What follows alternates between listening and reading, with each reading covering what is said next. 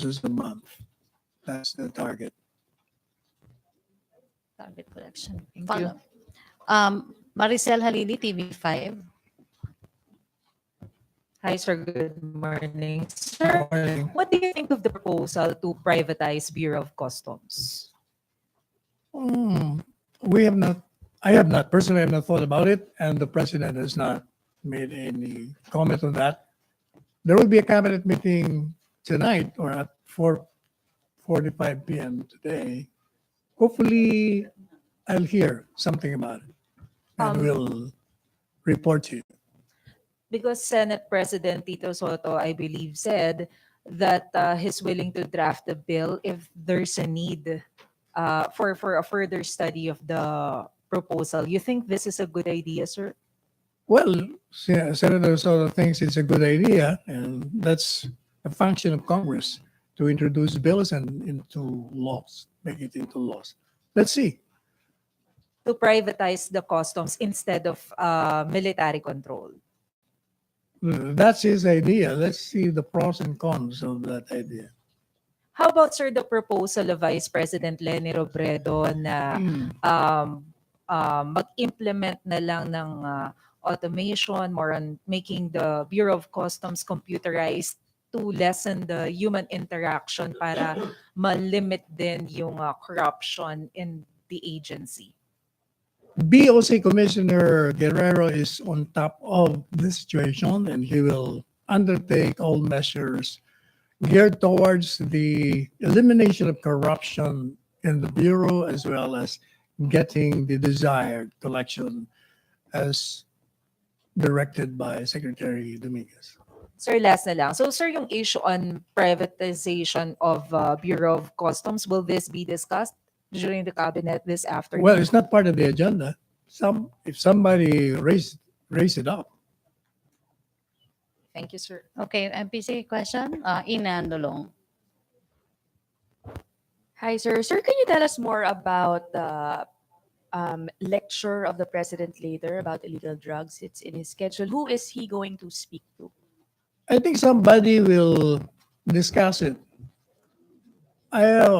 We had during the national security meeting at Lapu-Lapu, there were military men who gave us a briefing. I think that will be a repeat for other members of the cabinet to listen to the same. So it's not the president who will be conducting the lecture because the schedule given to us is PRRD's lecture. So it's not going to be him. Perhaps he would be making comments and annotations while the briefing is going on. Okay. And sir, why does the president or Malakanyang need to conduct a lecture on two members of the cabinet now? Of course, we feel that national security matters is very important other than the usual concerns of the state. And members of the cabinet have to know. Does it have anything to do perhaps with the apparent continuous entry of illegal drugs despite government efforts to curb them since day one of the Duterte administration? It concerns national security, so it embraces everything that is connected with it. May follow-up question? Tina? Microphone, please. Microphone.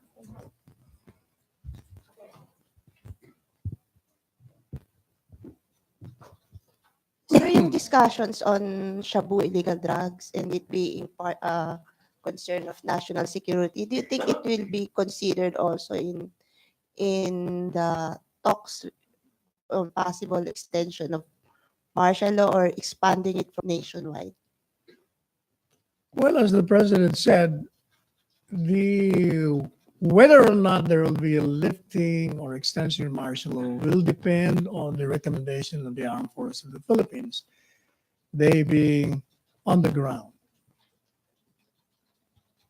Sir, kasi earlier, di ba, may basis din na yung Of course, executive all order. things will be considered.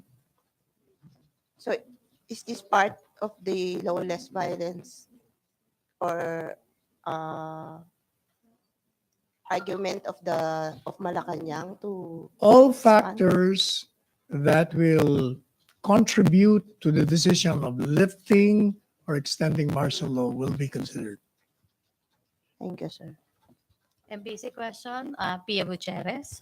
Hey, sir. Sir, inflation remained at 6.7% this month. Do you think that this reflects the efforts of the government to temper inflation?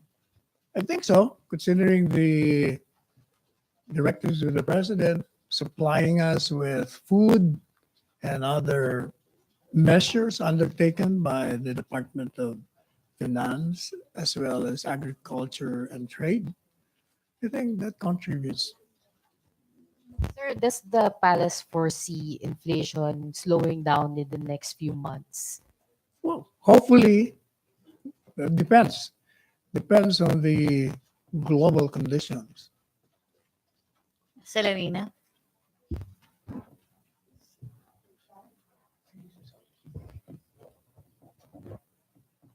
Sir, do you think the increase of this how do you call it, transport fare could somehow affect the inflation in the coming months? Tataas na naman, and there's this proposal by the commuters group na to defer muna yung pag-increase. Let me see. The weights board has considered that. No, No, not the fare- the wage, the fare, the the fare. fare.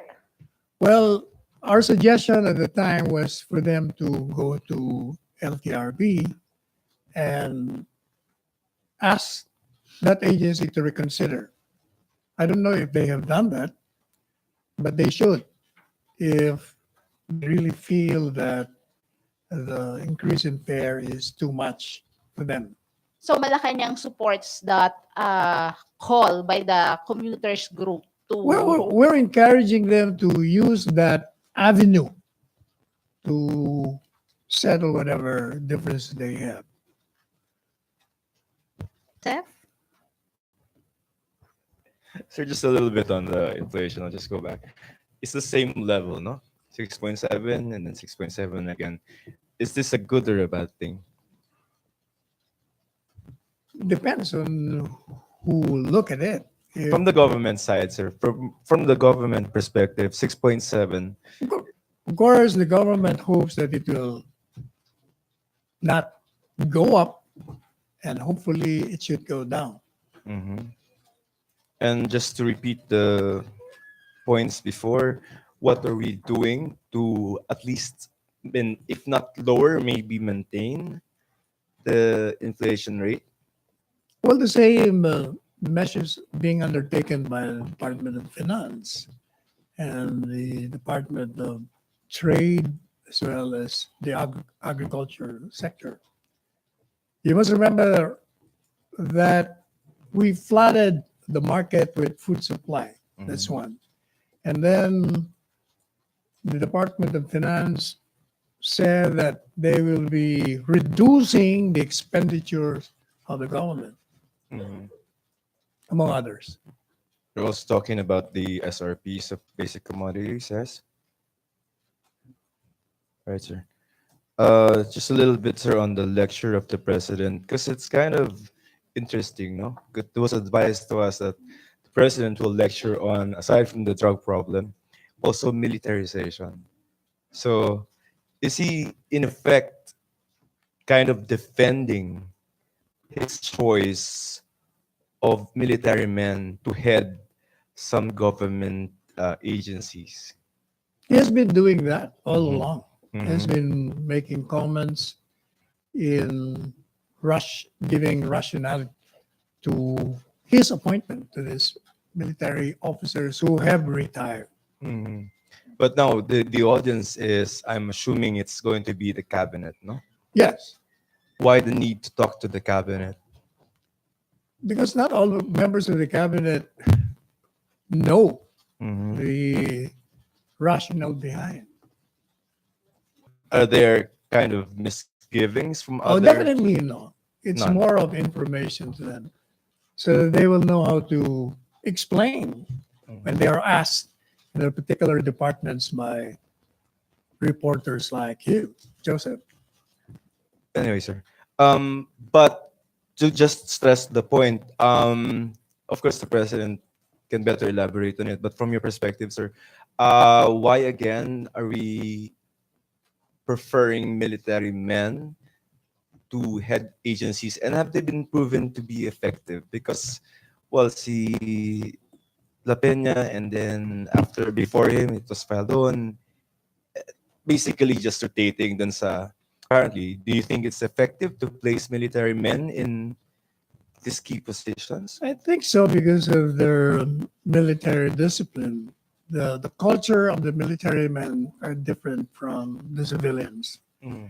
They follow orders. They they talk less and argue less. They just work, and they're always on the go. Okay. Ina. But the president himself has said na nalasutan pa rin po yung dalawang earlier appointees niya. dun Well, sa yes, POC. but it doesn't mean that when nakalusot ka once, makakalusot ka forever. But definitely, it was reason for the president to replace them, and then now he's appointing someone with a similar background. Isn't the president just, he's doing the same thing? Not necessarily because you learn from lessons, from mistakes. So hopefully Commissioner Guerrero would learn from the lessons or the mistakes that the previous administration of that department has committed or has submitted. MPC question? Sir, may tanong si Pia Reñada. PRD denies Michael Young is his presidential economic advisor, but though yung contract released by Malakanyang Records Office show he is economic advisor to the president, did PRRD lie? No, Michael Young is just one of those advisors that the president consults on a particular matter. But he just received 1 peso a year. Okay, second question niya, what technical, may follow-up ka? So, sir, merong appointment paper, even if it's just 1 peso a year, is there an appointment paper of Mr. Yang? It appears from the documents that I saw, signed by Secretary Guevara and Secretary Medellin. When was the appointment made? Kasi before the president said that he could not be an appointee because he's Chinese, he's a foreigner. Oh, it's allowed if it's only a consultant. So apparently the president was not aware that he signed the appointment paper of Mr. It was not he Yang. who signed it. It's Secretary Guevara and Secretary Medellin. But without the knowledge of the Of president. course, it's with his knowledge. So he forgot. The president forgot. Know what he was saying because apparently the the implication is he could not appoint as a consultant this particular person. That's what he was saying. So you're now confirming that Mr. Yang is really a consultant. Yeah, one of the consultants of the president. He consults him every now and then. Mr. Yang is a wealthy man. He has rose from from from from poor origins to being a wealthy man, and he has a technical know-how how to run a business, and also because he's Chinese, he knows a lot of people in the Chinese government, Second and question. he knows the psychology of Chinese. From that aspect, the president needs people like him. So in second question ni Pia, what technical services or expertise does Michael Young provide to the palace that no Filipino consultant can provide? I think that's between the president and the economic advisor. You cannot be revealing those things. What type of sensitive information is Young able to access given this role? Does the palace have a screening system for information Young is able to access? the same response. Okay. Last question niya, how can the palace assure Filipinos that Yang is not using his role to influence Philippine policies, especially since PRRD promises an independent foreign policy? One economic advisor cannot create policies. It's the president who creates policies. Okay, MPC questions? No more? Julie. Follow-up, sir, kay Mr. Yang. Sir, has there been any instance in which Mr. Yang's services has benefited the Philippine government? That's for between him and the president. Are you not aware of any Well, I've not circumstances? talked to. Maybe I will ask the president tonight. Okay, Joseph. Magla-last question na ba tayo? So you mentioned you've all also seen documents, no? Kontrata ni Michael Yang, No, I've seen it from the report of Media. Raffler. but Only. not personal No. from the I don't see from that. Malakanyang. But you will confirm that there was an appointment, yes? It appears. I think the better persons to respond to that are those who sign the appointed papers. They have personal knowledge. But there was a press conference with the president when he said that he could not, clarification lang, he could not contract Michael Yang as a economic advisor because he was Chinese, no? And then we have these documents saying I have to see the transcript and in what context he was responding to a question. I can tell you, sir, the context. We were there. I need a And we asked, transcript. I need a transcript of notes before I can correctly make any response.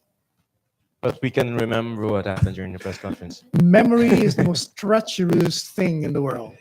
Apparently, as this. Okay, last question na tayo. Bernadette. Sir, sa inflation lang po, does the government still see the need to roll out other measures to further ease price pressures given the steady October inflation figure, or are we satisfied with the current government measures, sir? Well, apparently the measures undertaken by the government has affected the inflation rate. So we'll maintain that. Sir, last na. So, good news po yung October inflation 6.7%. Well, the fact that it did not go up should be a good news. Sometimes it's even going to 6.1 average. Okay, sir. Thank you, sir. Okay. No more? Chona, last question. China. Sir, kagabi po, the President endorsed the candidacy of Freddy Aguilar. Dinisown na siya ng PDP laban. Does it mean that the President will endorse candidates who are not from his own political party? From what I know, the PDP Laban has not yet released a complete lineup.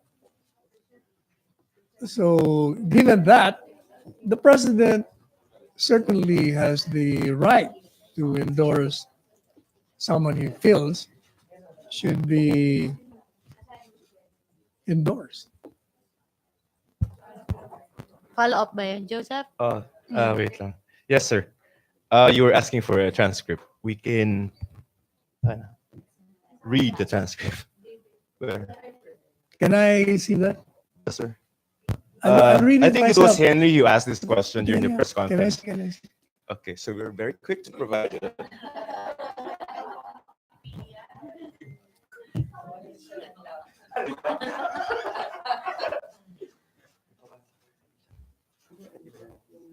Habang nagtitingin si Sir, yung question ni Henry, microphone please. Sige, Henry. Actually, Secretary Panelo, I was questioned during the press conference kung si Michael Yang ba ay inappoint niya na economic advisor. And I think he has the answers there. Anyway, The question is, sir, may mga kumakalat ring balita na si Ginoong Michael Yang ay presidential advisor po ninyo on economic affairs. Can you clarify, confirm that? No, it's not that. It So, hindi naman pala sinabi niyang malabo yan, Sir Westbay. It's not either nor, yes. Para may ini-explain siya. Well, Oh. which baba?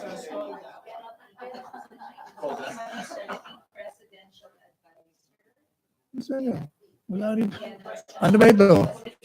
Joseph. Kina-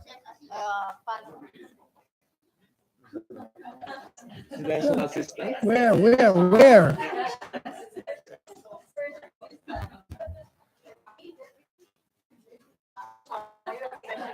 Secretary, Ba't naman picture ito, Sirs? Yeah. Secretary. Advisor yan. Oh, di advisor nga siya. Advisor siya.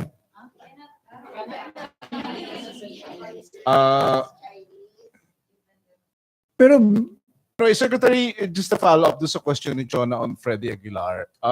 Freddy, Yeah, yung endorsement niya kay Freddie Aguilar last night. Hindi ho ba yun ay maituturing na paglabag sa batas ng Commission on Election, premature campaigning? hindi naman. He was just expressing his opinion on the qualification of the person. Yung may sinabi, boto nyo to eh. Ang sinasabi niya, lang na the messages of the songs of Freddie Aguilar has social content. At magaling siya, brilliant. Secretary, this is what the President said. Kaya ako nakikiusap, dosi man yan, ibigay ninyo sa isang nationalist, yung isang tao na nagmamahal sa bayan.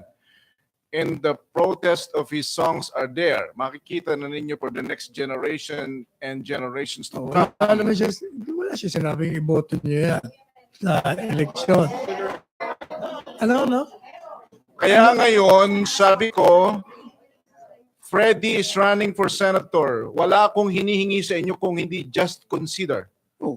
He is a brilliant man. Oh, consider lang pala eh. Wala na And, oh, Sir, eto sinabi niya. And may just raise his right hand. Vote for Freddie Aguilar. Both ba? Parang hindi yata yung Eto, sir, script official. Vote for Freddie Aguilar. He may not be referring to an election. He may be referring to you people vote for this man, an outstanding man. Oh, question. Nawar na? Okay, nawar na question ng PC? Okay, thank you. Thank you, Presidential Thank you. Spokesperson.